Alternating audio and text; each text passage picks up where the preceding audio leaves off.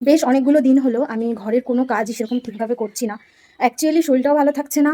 আর সত্যি কথা বলতে কাজ করতেও ইচ্ছা করছে না। জানি না এই জিনিসটা তোমাদের হয় কিনা? বাট আমার এই জিনিসটা হয় মাঝে, মাঝে মানে কাজই করতে ইচ্ছা করে না। তো অনেক দিন হয়েছে ঘরে সেরকম কোনো কাজই আমি করছি না। তো ঝুলঝাড়া ডাস্টিংটা তো আজকে করতে পারব না শনিবার।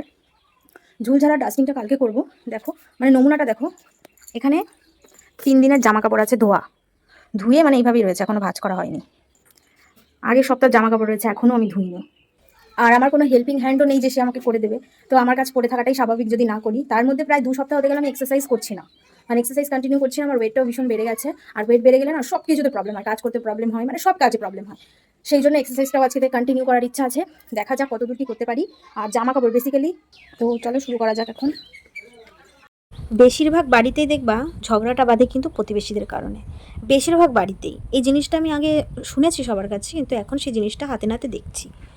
আমি বাড়িতে থাকি, আমি বাড়িতে কিভাবে কি থাকবো, কখন ঘুম থেকে উঠবো, কী দিয়ে কী খাবো না খাবো, সেটা সমস্ত কিছু কিছু কিন্তু আমার শ্বশুরমশাই শাশুড়িমা সবাই মানে চুপচাপ থাকেন, সবাই সেগুলো দেখেন।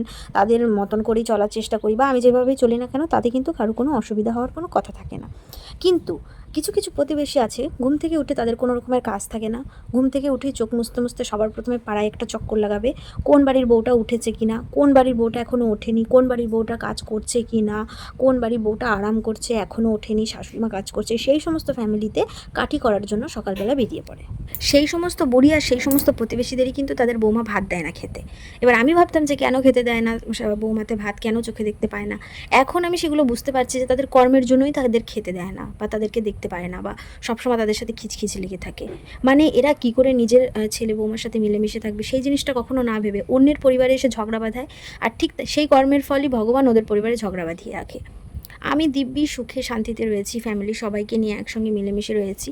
হুট করে এরকম দেখি যখন তখন কেউ এসে, তোমার বৌমা এখনও ঘুম থেকে ওঠেনি, এটা করেনি ওটা করেনি, তুমি এটা করছো কেন, বৌমা কোথায়? কেন ছেলের বিয়ে হয়ে গেলে কি শাশুড়িদের কোনো কাজ করতে নেই? বাড়ির লোকেদের কোনো কাজ করা কি মানা আছে?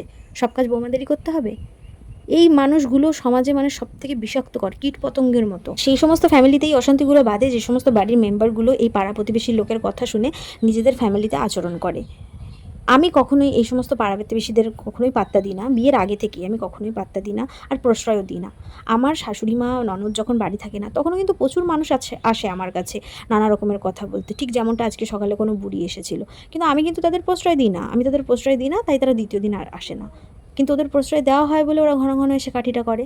যাই হোক, আজকে রাত্রেবেলা দেখো খিচুড়ি করছি, বৃষ্টি হওয়ার কারণে শ্বশুরমশাইয়ের আবদার ছিল, এটা দিয়েই ডিনার হলো। আসল কথা, কাউকে সুখে শান্তিতে সংসার করতে দেখলে এদের সহ্য হয় না।